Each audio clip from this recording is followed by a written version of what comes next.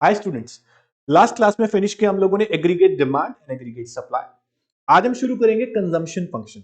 Last class में discuss किया हम लोगों ने कि कंजम्पशन फंक्शन क्या होता है। John Maynard Keynes, JM Keynes क्या बोलते हैं कि as income increase consumption also increase, but consumption increase less than increase in income.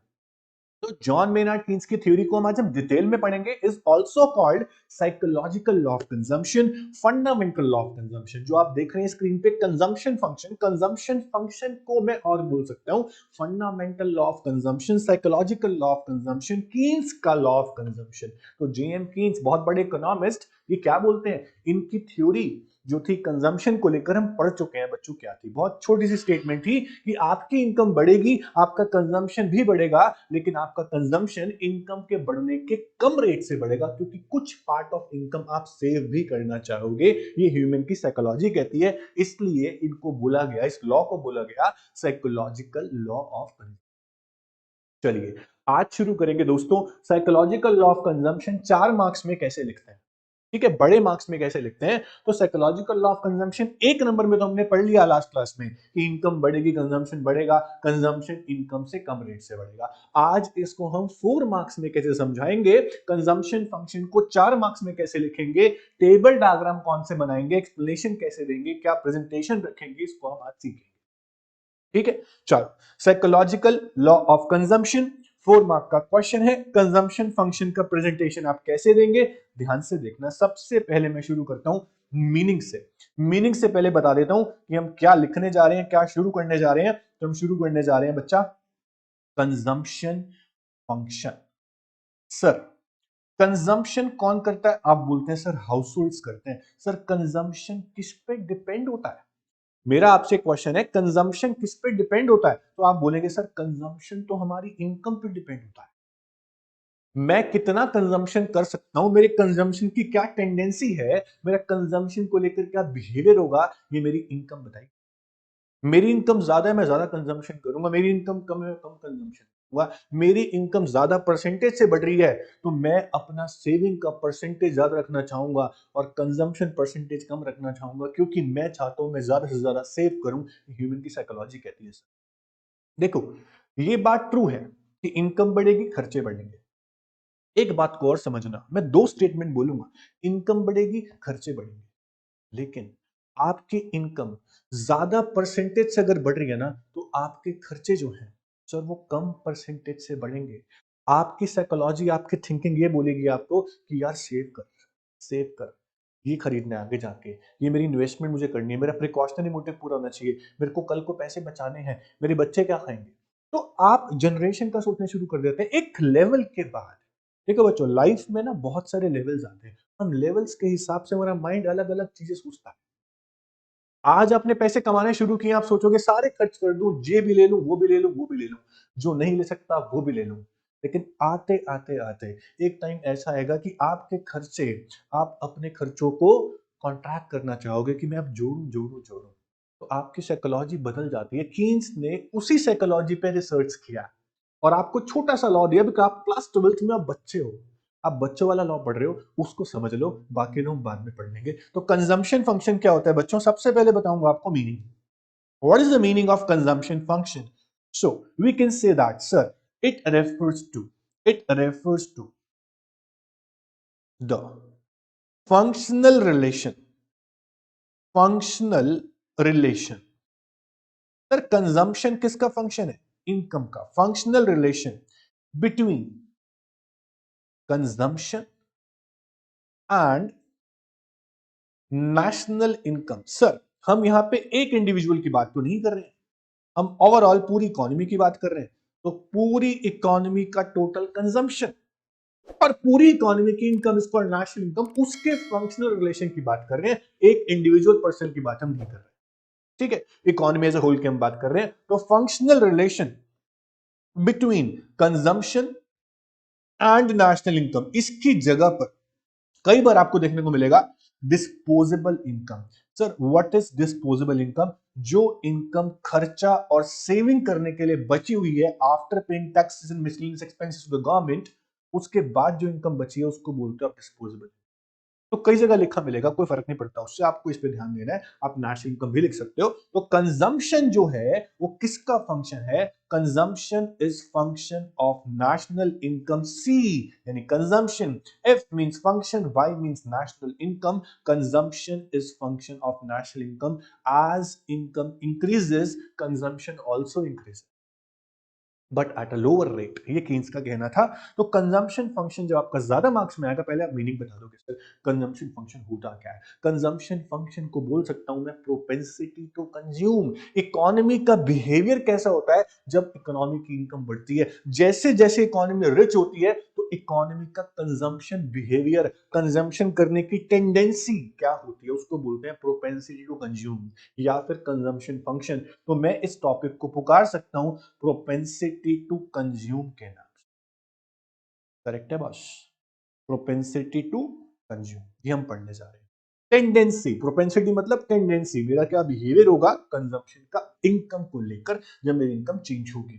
तो सबसे पहले बात करते हैं कंजम्पशन फंक्शन। किसने दिया ये law? Keynes psychological law of consumption आप पढ़ने जा रहे हो, फंडामेंटल लॉ ऑफ कंजम्पशन आप पढ़ने जा रहे हो, नाम तो पता ही होना चाहिए ना। तो J M Keynes, okay, John Maynard Keynes, Keynesian theory इसको हम बोलते हैं। और आगे जाके हम जब पढ़ेंगे बहुत सारी कीन्स की थ्योरीज पढ़ेंगे, मैक्रो इकोनॉमिक्स की मोस्ट थ्योरीज कीन्स ने दी है। उसके बाद मीनिंग एब्रीवेशन बोलते हैं, इक्वेशन बोल दो इसको, आप लिखोगे। उसके बाद आ जाओगे शेड्यूल पे। इस चैप्टर में कोई टॉपिक शायद ही ऐसा होगा जहां पे शेड्यूल डायग्राम्स नहीं है, और नहीं भी है तो बना देंगे हम। तो सबसे पहले बात करते हैं शेड्यूल की। तो शेड्यूल में आप लोग सबसे पहला कॉलम बनाते हो सर इनकम का। मैंने बोला था आपको पूरे चैप्टर में एक ही टेबल चलेगी जो हम बनाते आ रहे हैं अब तक, आज भी वही बनाएंगे, इनकम। उसके बाद बनाएंगे सर कंजम्पशन। कंजम्पशन के बाद एक कॉलम और बनाऊंगा जहां बताना चाहूंगा मैं कि कंजम्पशन जो है इनकम से कैसे रिलेट कर रहा है, क्या रिलेशन है, रिमार्क्स में कॉलम बनाऊंगा। तो सबसे पहले बात करेंगे इनकम की। इनकम में आप क्या लेते हो बॉस? इनकम आप शुरू करते हो जीरो से, right?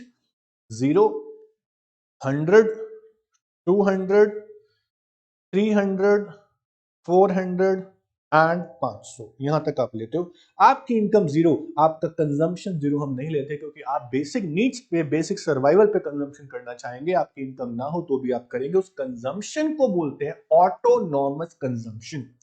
Autonomous consumption denoted by C bar, इसको बोलते हैं सी बार। ध्यान रखना, आपकी इनकम 100 से बढ़ रही है, कीन्स बोलता है कि as income increases consumption also increases. This is true, but consumption increases at a lower rate than increase in income. तो मैं 100 से कंजम्पशन को नहीं बढ़ाऊंगा, क्योंकि केन्स बोलता है some part of income is saved also. तो आप कंजम्पशन को 100 से ना बढ़ाकर 100 से कम रेट से बढ़ाएंगे। आप 70 से बढ़ाओ, 80 से बढ़ाओ, 90 से बढ़ाओ, मैं 90 से बढ़ाता हूं।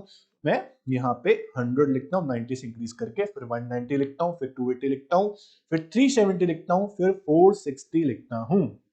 उसके बाद अब रिमार्क्स क्या बोलते हैं? सर 3 स्टेज मेरे को मिल जाती हैं अगर मैं कीन्स का लॉ फॉलो करता हूं। कीन्स का लॉ फॉलो किया, मुझे 3 स्टेज कौन सी मिली? कि सबसे पहली स्टेज पे C is more than Y, उसके बाद C is equals to Y, उसके बाद जितने भी लेवल्स हैं इन सब लेवल पे C is less than Y। This level shows that कि आप सेविंग्स अपनी पुरानी यूज कर रहे होंगे, जो कंजम्पशन आप कर रहे हो ये वाला, इनकम आपके पास है नहीं, तो आप डिस सेविंग्स में होंगे, सेविंग्स में आप नहीं हो सकते।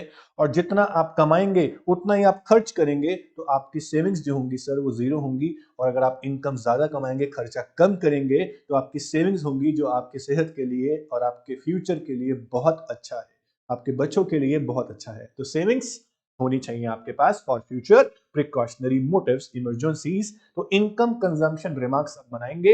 ये रिमार्क्स का कॉलम बच्चे बनाते नहीं है, ये आपको शो करता है कि 3 स्टेज मेरे सामने क्या है। हमारी लाइफ की 3 स्टेज होती हैं। उसके बाद एक बात जान लो, आपकी इनकम कंजम्पशन जब दोनों बराबर होते हैं ना, इस लेवल को मैं स्पेशल नेम दूंगा, जिसको मैं बोलूंगा बच्चा लोग ब्रेक इवन पॉइंट।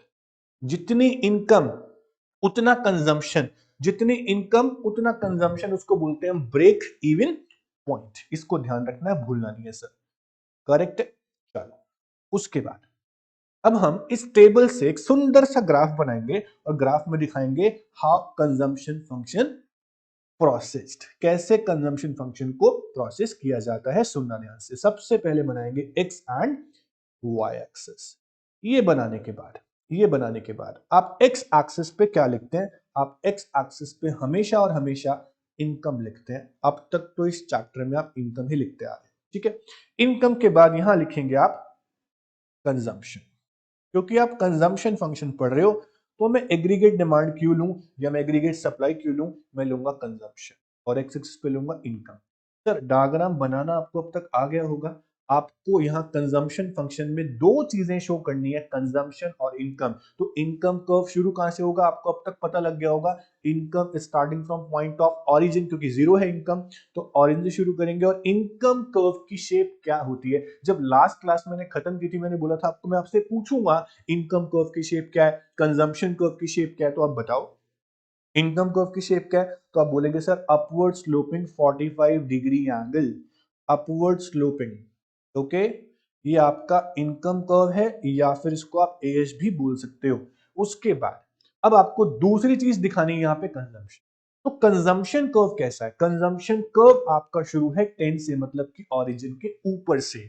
मैंने आपको बताया था कंजम्पशन कर्व को सेपरेट ड्रॉ करके दिखाया था। आपका शुरू हो रहा है कहां से? ओरिजिन के ऊपर से, क्योंकि minimum autonomous consumption basic needs पे होता ही होता है। तो आपको कंजम्पशन शुरू करना है ओरिजिन के ऊपर से, और जब कंजम्पशन शुरू करोगे ओरिजिन के ऊपर से, तो आपका कंजम्पशन कांस्टेंट नहीं होगा सर, ये बढ़ता जाएगा, क्योंकि 1990 से आपका कंजम्पशन बढ़ रहा है।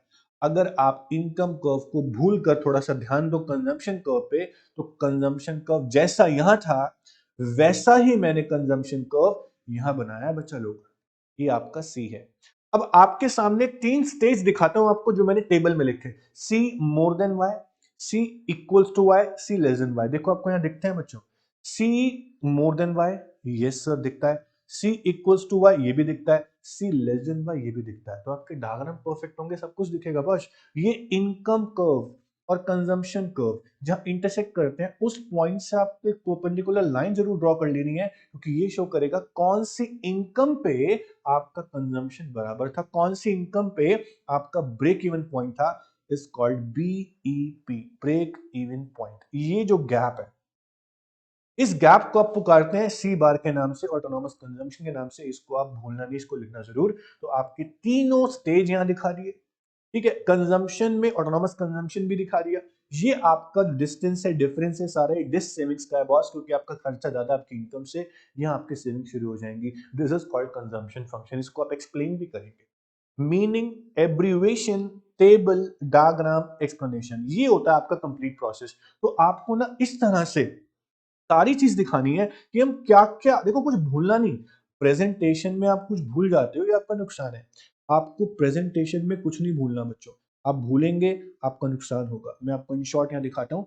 आपने जो भी बनाया इस तरह से बनाया। सबसे पहले आपने कंजम्पशन फंक्शन बताया कि होता क्या है, उसके बाद आपने बताया कि what is the meaning of consumption function, फिर आपने एब्रीविएशन लिखी, फिर आपने टेबल, और फिर आपने डायग्राम बना दिया बच्चों। This is called consumption function. इसको मैं अब एक्सप्लेन करूंगा। आपको ध्यान से, बहुत ध्यान से सुनना है बच्चों कि मैं एक्सप्लेन कैसे करूंगा। करेक्ट है? चलो शुरू करते हैं। एक्सप्लेनेशन ऑफ कंजम्पशन फंक्शन, ध्यान देना, नोट्स पे आते हैं।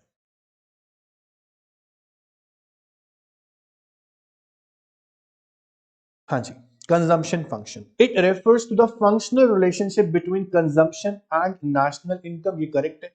C is f of y, where C is consumption, y is national income, f is functional relationship. That's it. उसके बाद हमने टेबल बनाई, हमने तीन स्टेज दिखाई, C more than Y, C equals to Y, C less than Y.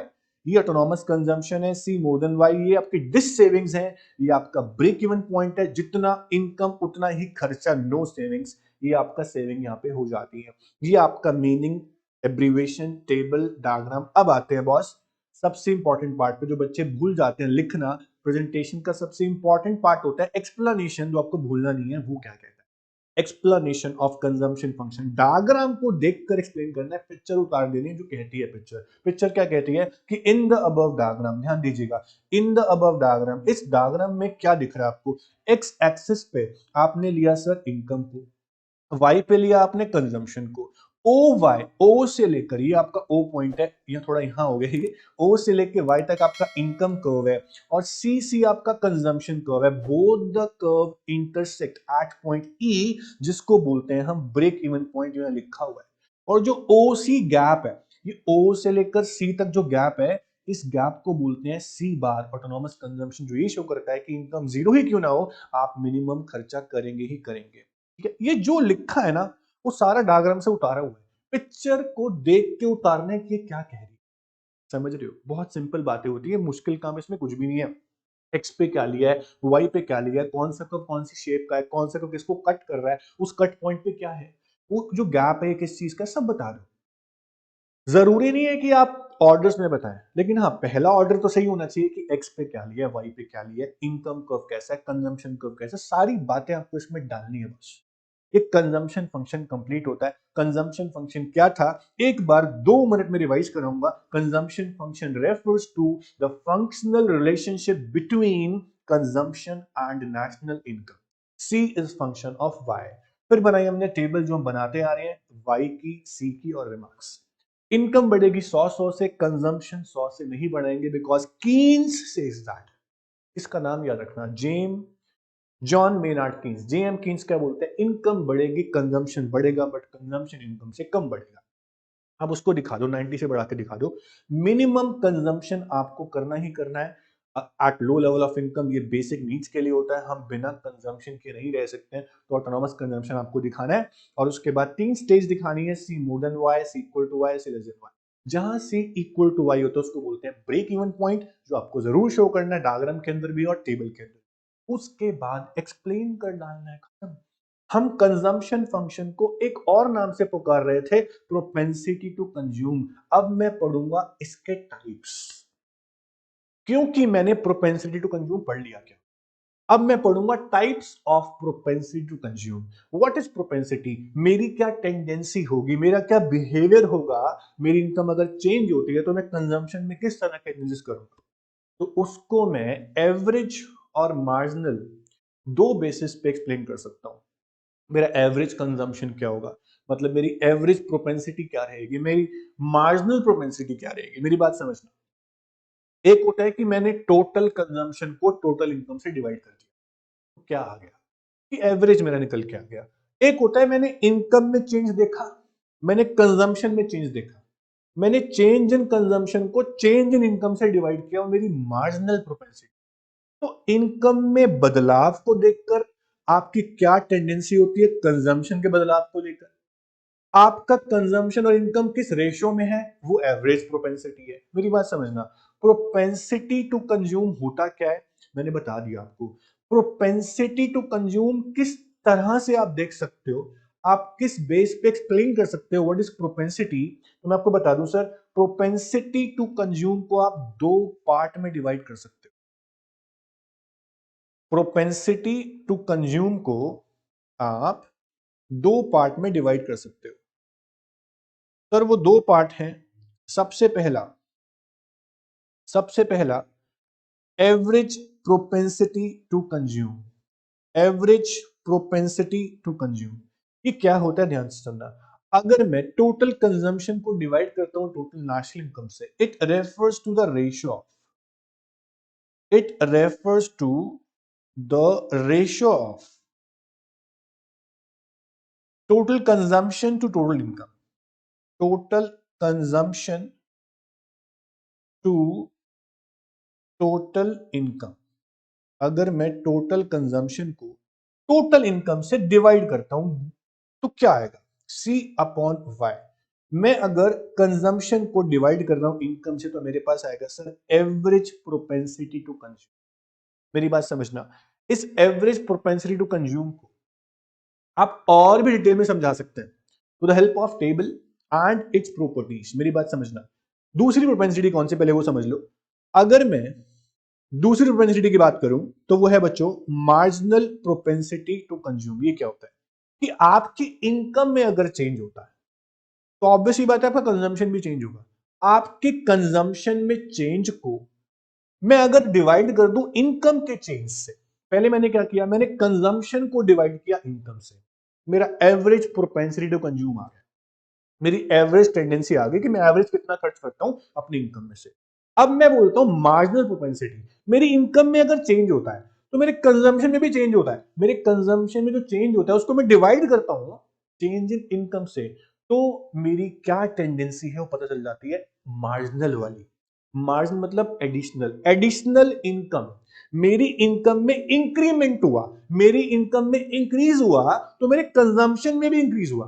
अब मैं क्या कर रहा हूं, इंक्रीज इन कंजम्पशन को इंक्रीज इन इनकम से डिवाइड कर रहा हूं, तो मेरी मार्जिनल प्रोपेंसिटी आ सकती है मेरे इनकम के चेंज होने से मेरे कंजम्पशन के चेंज में क्या बिहेवियर आया वो देखना चाहता हूं। उसको उसको मैं कैसे देखूंगा, एमपीसी से देखूंगा, मार्जिनल प्रोपेंसिटी टू कंज्यूम से देखूंगा। तो एमपीसी क्या होता है, ध्यान से सुनना, it refers to the ratio of, it refers to the ratio of change in consumption, change in consumption to change in income, change in consumption to change in income।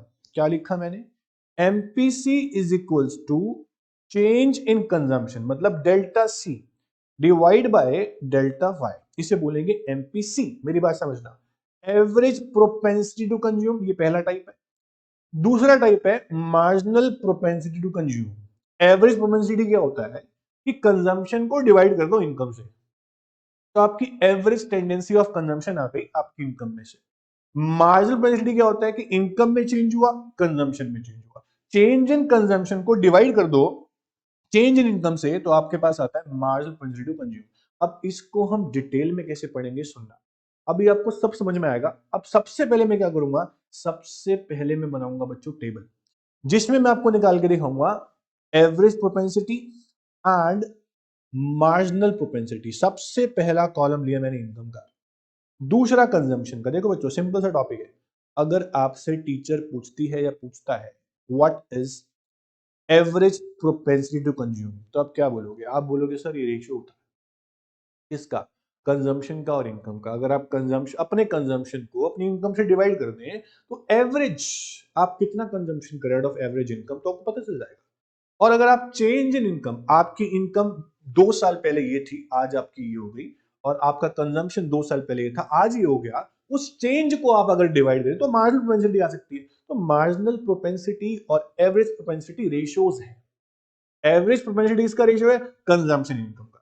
Marginal propensity किसका ratio है, change in consumption का और change in income का। क्यों निकालते हैं ये, अभी देखना आप, वाई सी, उसके बाद मैंने लिखा change in C, change in Y, APC and MPC. इस टेबल के बेस पे ही मैं प्रॉपर्टी समझाऊंगा आपको। तो टेबल में आप साफ साफ लिखें, जो वैल्यू लिखेंगे 0, 100, ये आप टेबल बच्चों नोट करें। ये टेबल आप नोट के साथ साथ समझने पे ध्यान ज्यादा देना, कहीं नोट करने पे ध्यान ज्यादा दो। आपकी इनकम 0 तो खर्चा कुछ ना कुछ आप करेंगे। इनकम 100 से बढ़ रही है, खर्चे को हम 90 से बढ़ा के चलते हैं, हम सीखते आ रहे हैं क्लास 1 से। उसके बाद, उसके बाद आप क्या करेंगे, आपका नेक्स्ट कॉलम जो है वो है कि आपके कंजम्पशन में कितना चेंज हुआ। सर आपके कंजम्पशन में कोई चेंज नहीं हुआ अभी तक, आपकी इनकम 100 से चेंज हुई, आपका कंजम्पशन अब 90 से चेंज हुआ, तो अब लिखेंगे आप यहाँ पे 90 का चेंज हुआ। उसके बाद फिर 90 का चेंज हुआ कंजम्पशन में, उसके बाद फिर 90 का चेंज हुआ कंजम्पशन में। तो आपका चेंज हमेशा 90 का आपको दिख रहा है, लेकिन जो इनकम में चेंज है अभी कोई चेंज नहीं है यहाँ से यहाँ तक, पता ही नहीं पहले क्या था। यहाँ चेंज है 100 का, तो 100 आप यहाँ लिखेंगे, 100 का चेंज हो गया। उसके बाद आपकी इनकम लगातार 100 से ही चेंज हो रही है, ये आपको समझ में आ गया होगा।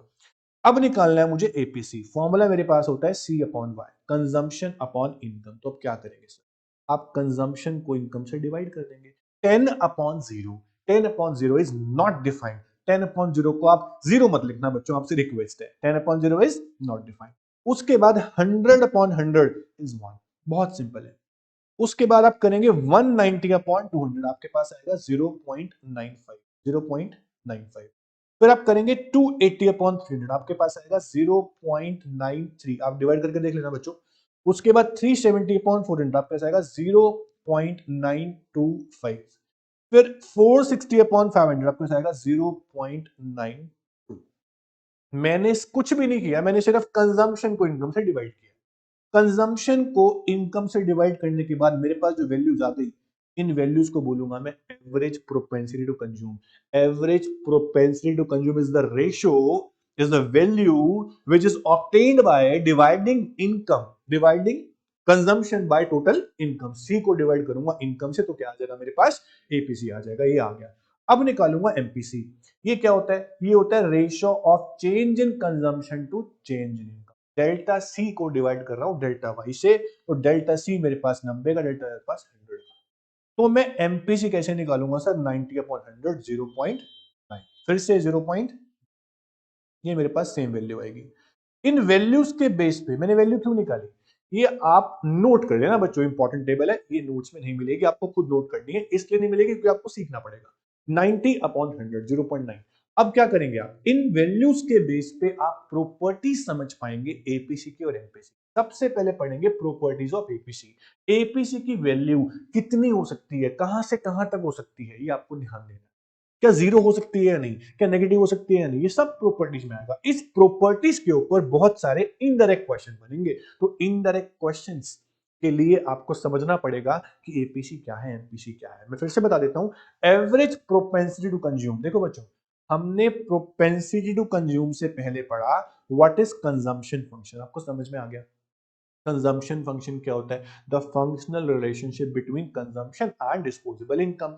As income increases consumption also increases, but consumption increases less than increase in income. क्योंकि केन्स बोलते हैं इनकम आपकी अगर 100 से बढ़ रही है, कंजम्पशन आपका 100 से नहीं बढ़ सकता, वो कम रेट से बढ़ेगा क्योंकि आप कुछ पार्ट ऑफ इनकम सेव भी करोगे। दिमाग में बिठा लो। उसके बाद तीन स्टेज आपके सामने आ गई, C more than Y, C equal to Y और सी लेस देन वाई। तीन स्टेज के बाद हमने क्या किया बच्चों, डायग्राम बना दिया, इसके बाद एक्सप्लेन कर दिया। अब मैंने बोला what is propensity to consume, तो वो था consumption function.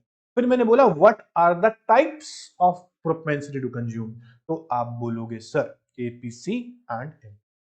Average propensity to consume क्या होता है, ये होता है ratio of total consumption total income. Consumption का टोटल मत कर देना टेबल में, हर लेवल पे एपीसी निकालना है आपको, सी अपॉन वाई का। एमपीसी क्या होता है, ratio of change in consumption to change in.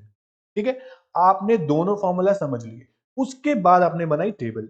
Table में आपने वाई बनाया, सी बनाया, delta C delta Y. Sir बच्चे पूछते हैं डेल्टा सी कैसे निकला, सर आपके कंजम्पशन में कितना चेंज हो रहा है, 90 का, वही तो चेंज है, वही तो डेल्टा सी है। फिर कितना चेंज हो रहा है, फिर से 90 का, डेल्टा सी निकला। ऐसे ही इनकम में कितना चेंज हो रहा है सर, 100 का, तो ये आपका डेल्टा वाई है। समझ में आ रहा है बच्चों, तो delta C divide by delta Y is MPC. Delta C की जगह खाली सी को डिवाइड करो वाई से, तो क्या आएगा आपका, सी को डिवाइड करेंगे वाई से तो आपका क्या आएगा, एपीसी। आपने निकाला, वैल्यूज गलत हो गई, प्रॉपर्टीज भी गलत हो गई, तो वैल्यूज आपको सही निकालनी है।